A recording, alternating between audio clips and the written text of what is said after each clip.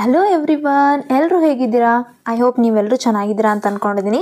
ಬನ್ನಿ ಗಾಯ್ಸ್, ಇವತ್ತಿನ ಒಂದು ವಿಡಿಯೋನ ಸ್ಟಾರ್ಟ್ ಮಾಡೋಣ. ಇವತ್ತಿನ ಒಂದು ವಿಡಿಯೋದಲ್ಲಿ AU ಕ್ರೆಡಿಟ್ ಕಾರ್ಡ್ನ ಯಾವ ರೀತಿಯಾಗಿ ನಾವು ಅಪ್ಲೈ ಮಾಡ್ಕೊಳ್ಳೋ ಒಂದು ಪ್ರೋಸೆಸ್ನ ನಿಮಗೆ ತಿಳಿಸ್ತಾ ಇದ್ದೀನಿ. ಸೊ ವಿಡಿಯೋನ ಸ್ಕಿಪ್ ಮಾಡ್ದೇ ಕೊನೆವರೆಗೂ ನೋಡಿ. ಹಾಗೆ ನಮ್ಮ ಒಂದು ವಿಡಿಯೋಗೆ ಲೈಕ್ ಮಾಡಿ, ಶೇರ್ ಮಾಡಿ, ನಮ್ಮ ಚಾನಲ್ನ ಸಬ್ಸ್ಕ್ರೈಬ್ ಮಾಡ್ಕೊಳ್ಳಿ.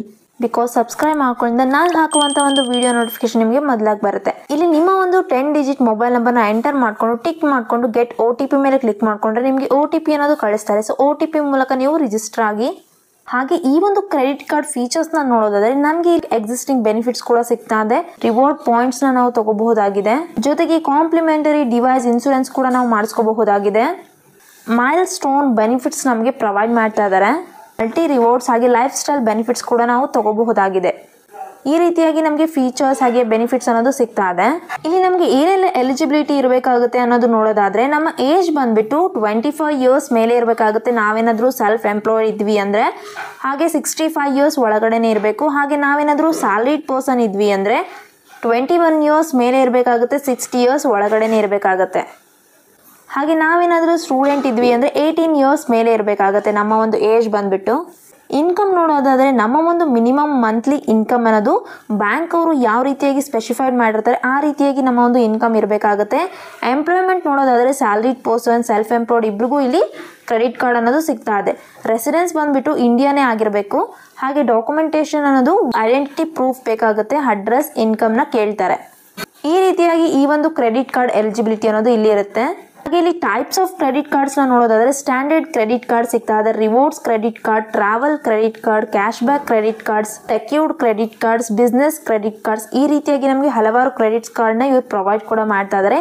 ಇದು ಒಂದು AU ಸ್ಮಾಲ್ ಫೈನಾನ್ಸ್ ಬ್ಯಾಂಕ್ ಕಡೆಯವ್ರದ್ದಾಗಿದೆ. ಈ ಒಂದು ಕ್ರೆಡಿಟ್ ಕಾರ್ಡ್ನ ಯೂಸಸ್ ನೋಡೋದಾದ್ರೆ ಇದು ಪೇ ಆನ್ ಟೈಮಲ್ಲಿ ನಮಗೆ ಯೂಸ್ ಆಗ್ತಾ ಇದೆ. ಹಾಗೆ ಮಾನಿಟರ್ ಯುವರ್ ಸ್ಟೇಟ್ಮೆಂಟ್ಸ್, ನಮ್ಮ ಒಂದು ಸ್ಟೇಟ್ಮೆಂಟ್ಸ್ನ ರೆಗ್ಯುಲರ್ ಆಗಿ ಚೆಕ್ ಕೂಡ ಮಾಡ್ಕೋಬಹುದು. ಹಾಗೆ ಇಲ್ಲಿ ರಿವಾರ್ಡ್ಸ್ ಕೂಡ ನಾವು ಯೂಸ್ ಮಾಡ್ಕೋಬಹುದಾಗಿದೆ. ಯುಟಿಲೈಸೇಷನ್ನ ಲೋ ಕೂಡ ಲೆಸ್ ದೆನ್ 30% ಇತ್ತು ಅಂದರೆ ಕ್ರೆಡಿಟ್ ಕಾರ್ಡ್ ಮೇಂಟೈನ್ ಕೂಡ ನಾವು ಮಾಡ್ಕೋಬಹುದು. LT ಕ್ರೆಡಿಟ್ ಸ್ಕೋರ್ನ ನಮ್ಮ ಒಂದು ಕ್ರೆಡಿಟ್ ಲಿಮಿಟ್ ಎಷ್ಟಿದೆ ಅನ್ನೋದನ್ನ ನಾವು ಚೆಕ್ ಕೂಡ ಮಾಡ್ಕೋಬಹುದಾಗಿದೆ. ರಿಪೋರ್ಟ್ ಲಾಸ್ಟ್ ಅಥವಾ ಸ್ಟೋಲನ್ ಕಾರ್ಡ್ಸ್ ಇಮಿಡಿಯೇಟ್ಲಿ ನಮಗೆ ಸಿಗ್ತಾ ಇದೆ.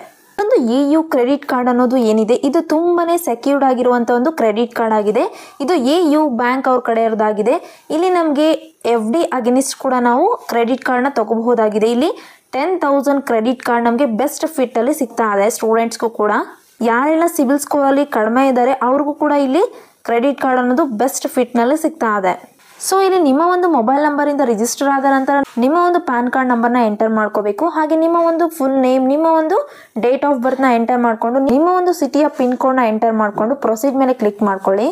ಆ ನಂತರ ನಿಮ್ಮ ಒಂದು ಆಧಾರ್ ವೆರಿಫಿಕೇಶನ್ ಕೇಳುತ್ತೆ. ಸೊ ಆಧಾರ್ ವೆರಿಫಿಕೇಶನ್ಗೆ ನಿಮ್ಮ ಒಂದು ಆಧಾರ್ ಕಾರ್ಡ್ ನಂಬರ್ನ ಎಂಟರ್ ಮಾಡಿಕೊಂಡು ಟರ್ಮ್ಸ್ ಆ್ಯಂಡ್ ಕಂಡೀಷನ್ಸ್ನ ಟಿಕ್ ಮಾಡ್ಕೊಳ್ಳಿ. OTPನ ಕಳಿಸ್ತಾರೆ. ಆಧಾರ್ OTPನ ಎಂಟರ್ ಮಾಡಿಕೊಂಡು ನೆಕ್ಸ್ಟ್ ಸ್ಟೆಪ್ ಅನ್ನೋದು ನಿಮಗೆ ಇಲ್ಲಿ ಬರುತ್ತೆ. ಇಲ್ಲಿ ಆಧಾರ್ OTP ವೆರಿಫಿಕೇಶನ್ ಆದ ನಂತರ ನಿಮ್ಮ ಒಂದು ಸಿಟಿ ನೇಮ್, ನಿಮ್ಮ ಒಂದು ಸ್ಟೇಟ್ ನೇಮ್ ಅನ್ನೋದು ಎಂಟರ್ ಮಾಡ್ಕೋಬೇಕು. ಹಾಗೆ ಎಂಪ್ಲಾಯ್ಮೆಂಟ್ ಟೈಪ್ನ ಕೇಳುತ್ತೆ. ಸೊ ಎಂಪ್ಲಾಯ್ಮೆಂಟ್ ಟೈಪ್ನ ಸೆಲೆಕ್ಟ್ ಮಾಡ್ಕೊಳ್ಳಿ. ನೀವೇನಾದರೂ ಸ್ಯಾಲರಿಡ್ ಗವರ್ನಮೆಂಟ್ ಇದ್ದೀರಾ ಅಥವಾ ಸ್ಯಾಲರಿಡ್ ಪ್ರೈವೇಟ್ ಇದ್ದೀರಾ ಅಥವಾ ಸೆಲ್ಫ್ ಎಂಪ್ಲಾಯ್ಡ್ ಪ್ರೊಫೆಷನಲ್ ಇದ್ದೀರಾ ಅಥವಾ ನೀವೇನಾದರೂ ಸ್ಟೂಡೆಂಟ್ ಇದ್ದೀರಾ ಅಥವಾ ನೀವೇನಾದರೂ ರಿಟೈರ್ಡ್ ಪೆನ್ಷನರ್ ಇದ್ದೀರಾ ಅನ್ನೋದನ್ನು ನೀವು ಸೆಲೆಕ್ಟ್ ಮಾಡ್ಕೋಬೇಕು. ನಿಮ್ಮ ಒಂದು ಸೆಲೆಕ್ಟ್ ಕಾರ್ಡ್ ಡೆಲಿವರಿ ಅಡ್ರೆಸ್ ಅಂತ ಹೇಳ್ತಾ ಇದೆ. ನಮ್ಮ ಒಂದು ಅಡ್ರೆಸ್ನ ನಾವು ಸೆಲೆಕ್ಟ್ ಮಾಡ್ಕೋಬೇಕು. ಇಲ್ಲಿ ಡೆಲಿವರಿ ಅಡ್ರೆಸ್ನ ನಾವು ಸೆಲೆಕ್ಟ್ ಮಾಡ್ಕೊಂಡ ನಂತರ ನಮ್ಮ ಒಂದು ಪರ್ಸನಲ್ ಡೀಟೇಲ್ಸ್ನ ಕೊಡಬೇಕು. ನೆಕ್ಸ್ಟ್ ಎಂಪ್ಲಾಯರ್ ಡೀಟೇಲ್ಸ್ನ ಕೊಟ್ಟ ನಂತರ ಕಾರ್ಡ್ ಸೆಲೆಕ್ಷನ್ನ ಮಾಡ್ಕೋಬೇಕಾಗುತ್ತೆ. ಫೈನಲ್ ಆಗಿ ನಮ್ಮ ಒಂದು ವಿಡಿಯೋ KYC ಕಂಪ್ಲೀಟ್ ಮಾಡಿಕೊಂಡ್ರೆ ಇಲ್ಲಿಗೆ ಪ್ರೋಸೆಸ್ ಅನ್ನೋದು ಕಂಪ್ಲೀಟ್ ಆಗುತ್ತೆ. ಸೊ ಇಲ್ಲಿ ನಿಮ್ಮ ಒಂದು address line number 1, address line number 2, address line number 3ನ ಎಂಟರ್ ಮಾಡಿಕೊಂಡು ಲ್ಯಾಂಡ್ ಮಾರ್ಕ್ನ ಎಂಟರ್ ಮಾಡ್ಕೊಳ್ಳಿ. ನೆಕ್ಸ್ಟ್ ಇಲ್ಲಿ ಪಿನ್ ಕೋಡ್ನ ಎಂಟರ್ ಮಾಡ್ಕೊಂಡ ನಂತರ ನಿಮ್ಮ ಒಂದು ಸಿಟಿಯ ನೇಮ್ ಯಾವುದಿದೆ ಸಿಟಿ ನೇಮ್ನ ಎಂಟರ್ ಮಾಡಿಕೊಂಡು ಕರೆಂಟ್ ರೆಸಿಡೆನ್ಸ್ ಟೈಪ್ನ ಕೇಳ್ತಾ ಇದೆ. ಸೊ ರೆಸಿಡೆನ್ಸ್ ಟೈಪ್ ನಿಮ್ಮದು ಸ್ವಂತ ಇದೆನಾ, ಓನ್ಡಾ, ಬಾಡಿಗೆ ರೆಂಟೆಡ್ ಇದ್ದೀರಾ ಅಥವಾ ಕಂಪನಿ ಪ್ರೊವೈಡ್ ಮಾಡಿದೆ ಅನ್ನೋದನ್ನು ಸೆಲೆಕ್ಟ್ ಮಾಡ್ಕೋಬೇಕು. ಆ ನಂತರ ಇಲ್ಲಿ ನಂಬರ್ ಆಫ್ ಇಯರ್ಸ್ ಕರೆಂಟ್ ರೆಸಿಡೆನ್ಸಲ್ಲಿ ಕೇಳ್ತಾ ಇದೆ. ನೀವು ಎಷ್ಟು ವರ್ಷದಿಂದ ಈ ಒಂದು ರೆಸಿಡೆನ್ಸಲ್ಲಿ ವಾಸ ಮಾಡ್ತಾ ಇದ್ದೀರಾ ಅನ್ನೋ ಒಂದು ಇಯರ್ಸ್ನ ನೀವು ಎಂಟರ್ ಮಾಡ್ಕೊಳ್ಳಿ. ಹಾಗೆ ಇಲ್ಲಿ ಕಾರ್ಡ್ ಡೆಲಿವರಿ ಅಡ್ರೆಸ್ನ ನಿಮಗೆ ರೆಸಿಡೆನ್ಸಲ್ಲಿ ಬೇಕಾ ಅಥವಾ ಆಫೀಸಿಗೆ ಬೇಕಾ ಅನ್ನೋದನ್ನು ಸೆಲೆಕ್ಟ್ ಮಾಡಿಕೊಂಡು ಪ್ರೊಸೀಡ್ ಮೇಲೆ ಕ್ಲಿಕ್ ಮಾಡ್ಕೋಬೇಕು. ಆ ನಂತರ ನಿಮ್ಮ ಒಂದು ಪರ್ಸನಲ್ ಡೀಟೇಲ್ಸ್ನ ಕೊಡಬೇಕಾಗುತ್ತೆ. ಡೇಟ್ ಆಫ್ ಬರ್ತ್ನ ಎಂಟರ್ ಮಾಡ್ಕೊಳ್ಳಿ. ಜೆಂಡರ್ನ ಸೆಲೆಕ್ಟ್ ಮಾಡ್ಕೋಬೇಕು. ನೀವೇನಾದರೂ ಮೇಲ್ ಇದ್ದೀರಾ ಫಿಮೇಲ್ ಇದ್ದೀರಾ ಅನ್ನೋದನ್ನು ಮ್ಯಾಚ್ ಸ್ಟೇಟಸ್ನ ಕೇಳ್ತಾ ಇದೆ. ಸೊ ನೀವೇನಾದರೂ married, single, divorce, widow's, separated ಅಂತ ಇದೆ ಆಪ್ಷನ್ಸ್ ಕೊಟ್ಟಿದ್ದಾರೆ. ಇಷ್ಟರಲ್ಲಿ ನಿಮ್ಮದು ಯಾವುದಿದೆ ಅದನ್ನು ನೀವು ಸೆಲೆಕ್ಟ್ ಮಾಡ್ಕೊಳ್ಳಿ. ಹಾಗೆ ನಿಮ್ಮ ಒಂದು ಕ್ರೆಡಿಟ್ ಕಾರ್ಡ್ನಲ್ಲಿ ಯಾವ ರೀತಿಯಾಗಿ ನಿಮಗೆ ನೇಮ್ ಬೇಕು ಅನ್ನೋದನ್ನು ನೀವು ನೀಟಾಗಿ ಚೆಕ್ ಮಾಡಿಕೊಂಡು ನಿಮ್ಮ ಒಂದು ಮದರ್ ನೇಮ್ನ ಎಂಟರ್ ಮಾಡ್ಕೋಬೇಕು. ಹಾಗೆ ನಿಮ್ಮ ಒಂದು ಎಜುಕೇಷನ್ ಕ್ವಾಲಿಫಿಕೇಷನ್ ಏನಾಗಿದೆ ಅದನ್ನು ನೀವು ಸೆಲೆಕ್ಟ್ ಮಾಡ್ಕೊಳ್ಳಿ. ನೀವೇನಾದರೂ ಪೋಸ್ಟ್ ಗ್ರ್ಯಾಜುಯೇಟ್ ಮುಗಿದಿದ್ದೀರಾ ಅಥವಾ ಅದಕ್ಕಿಂತ ಜಾಸ್ತಿನೇ ಮುಗಿದಿದ್ದೀರಾ ಅಥವಾ ಗ್ರ್ಯಾಜುಯೇಷನ್ ಮುಗಿದಿದ್ದೀರಾ, ಏನು ಗ್ರ್ಯಾಜುಯೇಷನ್ಕಿಂತ ಕಡಿಮೆ ಎಜುಕೇಷನ್ ಕಂಪ್ಲೀಟ್ ಆಗಿದೆ ಅನ್ನೋದನ್ನು ನೀವು ಸೆಲೆಕ್ಟ್ ಮಾಡ್ಕೋಬೇಕು. ಹಾಗೆ ನಿಮ್ಮ ಒಂದು ಪರ್ಸ್ನಲ್ ಇಮೇಲ್ ಐ ಡಿನ ಎಂಟರ್ ಮಾಡ್ಕೊಳ್ಳಿ. ನಿಮ್ಮ ಒಂದು ರೆಸಿಡೆನ್ಷಿಯಲ್ ಸ್ಟೇಟಸ್ನ ಕೇಳ್ತಾ ಇದೆ. ಸೊ ಇಲ್ಲಿ ನಿಮ್ಮ ಒಂದು ರೆಸಿಡೆನ್ಸ್ ಯಾವುದಿದೆ, ನಾನ್ ರೆಸಿಡೆಂಟ್ ಇಂಡಿಯಾನ ಅಥವಾ ಫಾರಿನ್ ನ್ಯಾಷನಲ್ ಅಂತ ಕೇಳ್ತಾ ಇದೆ. ಸೊ ರೆಸಿಡೆಂಟ್ನ ಸೆಲೆಕ್ಟ್ ಮಾಡ್ಕೊಳ್ಳಿ. ಹಾಗೆ ನಿಮ್ಮ ಒಂದು ನ್ಯಾಷನಾಲಿಟಿ ಇಂಡಿಯಾನ ಸೆಲೆಕ್ಟ್ ಮಾಡ್ಕೊಂಡ ನಂತರ ಮೂಡ್ ಆಫ್ ಸ್ಟೇಟ್ಮೆಂಟ್ ಡಿಸ್ಪ್ಯಾಚ್ ಅಂತ ಕೇಳ್ತದೆ. ಸೊ ಇದು ಆನ್ಲೈನಲ್ಲಿ ನಮಗೆ ಸಿಗ್ತಾ ಇದೆ. ರೆಫರಲ್ ಎಂಪ್ಲಾಯ್ ಐ ಡಿನ ನೀವು ಎಂಟರ್ ಮಾಡಿಕೊಂಡು ನೆಕ್ಸ್ಟ್ ಮೇಲೆ ಕ್ಲಿಕ್ ಮಾಡ್ಕೋಬೇಕು. ನಿಮ್ಮ ಒಂದು ಪರ್ಸ್ನಲ್ ಡೀಟೇಲ್ಸ್ನ ಕೊಟ್ಟ ನಂತರ ಎಂಪ್ಲಾಯರ್ ಡೀಟೇಲ್ಸ್ನ ಕೇಳುತ್ತೆ. ಸೊ ಇಲ್ಲಿ ನಿಮ್ಮ ಒಂದು ಎಂಪ್ಲಾಯ್ಮೆಂಟ್ ಟೈಪ್ನ ಸೆಲೆಕ್ಟ್ ಮಾಡ್ಕೊಳ್ಳಿ. ನೀವೇನಾದರೂ ಸ್ಯಾಲರಿಡ್ ಪರ್ಸನ್ ಇದ್ದೀರಾ ಅಥವಾ ಸೆಲ್ಫ್ ಎಂಪ್ಲಾಯ್ಡ್ ಇದ್ದೀರಾ ಅನ್ನೋದನ್ನ ಸೆಲೆಕ್ಟ್ ಮಾಡ್ಕೋಬೇಕು. ಆ ನಂತರ ನಿಮ್ಮ ಒಂದು ಕಂಪನಿ ನೇಮ್ನ ಎಂಟರ್ ಮಾಡ್ಕೊಳ್ಳಿ. ನಂಬರ್ ಆಫ್ ಇಯರ್ ಸರ್ವಿಸ್ ನಿಮ್ಮದು ಎಷ್ಟು ಇಯರ್ ಸರ್ವಿಸ್ ಆಗಿದೆ ಅದನ್ನು ಸೆಲೆಕ್ಟ್ ಮಾಡ್ಕೋಬೇಕು. ನಿಮ್ಮ ಒಂದು ಡೆಸಿಗ್ನೇಷನ್ನ ಎಂಟರ್ ಮಾಡ್ಕೋಬೇಕು. ಆ ನಂತರ ನಿಮ್ಮ ಒಂದು ಮಂತ್ಲಿ ಸ್ಯಾಲರಿ ಎಷ್ಟು ಬರ್ತಾ ಇದೆ, ನೆಟ್ ಮಂತ್ಲಿ ಇನ್ಕಮ್ನ ನೀವು ಎಂಟರ್ ಮಾಡ್ಕೊಳ್ಳಿ. ಆ ನಂತರ ಆಫೀಸ್ ಅಡ್ರೆಸ್ ಡೀಟೇಲ್ಸ್ನ ಕೊಡಬೇಕಾಗುತ್ತೆ. ನಿಮ್ಮೊಂದು office address line number 1, line number 2, line number 3ನ ಲ್ಯಾಂಡ್ಮಾರ್ಕ್ನ ಎಂಟರ್ ಮಾಡಿಕೊಂಡು ನಿಮ್ಮೊಂದು ಆಫೀಸ್ ಅಡ್ರೆಸ್ನ ಸಿಟಿಯ ಪಿನ್ ಕೋಡ್ನ ಎಂಟರ್ ಮಾಡ್ಕೊಳ್ಳಿ. ಹಾಗೆ ಆಫಿಷಿಯಲ್ ಇಮೇಲ್ ಐ ಡಿನ ಎಂಟರ್ ಮಾಡಿಕೊಂಡು ನೆಕ್ಸ್ಟ್ ಮೇಲೆ ಕ್ಲಿಕ್ ಮಾಡ್ಕೋಬೇಕು. ಹಾಗೆ ನಿಮ್ಮ ಒಂದು ಆಫಿಷಿಯಲ್ ಇಮೇಲ್ ಐ ಡಿನ ಎಂಟರ್ ಮಾಡ್ಕೊಂಡ ನಂತರ ಇಲ್ಲಿ ನಿಮಗೆ ಸೀನಿಯರ್ ಆಫೀಸರ್ ಜೊತೆಗೆ ರಿಲೇಷನ್ಶಿಪ್ ಏನಾದರೂ ಪರಿಚಯ ಇದ್ದಾರಾ ಅಂತ ಕೇಳುತ್ತೆ ಬ್ಯಾಂಕ್ ಅವ್ರ ಹತ್ರ. ಇದ್ದರೆ ಎಸ್ ಅಂತ ಕೊಡಿ, ಇಲ್ಲ ಅಂದರೆ ನೋ ಅಂತ ಕೊಡಿ. ಹಾಗೆ ನೀವೇನಾದರೂ ಪೊಲಿಟಿಷಿಯನ್ ಎಕ್ಸ್ಪೋಸ್ಡ್ ಪರ್ಸನ್ ಇದ್ದೀರಾ ಅಂತ ಕೇಳುತ್ತೆ. ಎಸ್ ಇದ್ದರೆ ಎಸ್ ಅಂತ ಕೊಡಿ, ನೋ ಇದ್ದರೆ ನೋ ಅಂತ ಕೊಡಿ.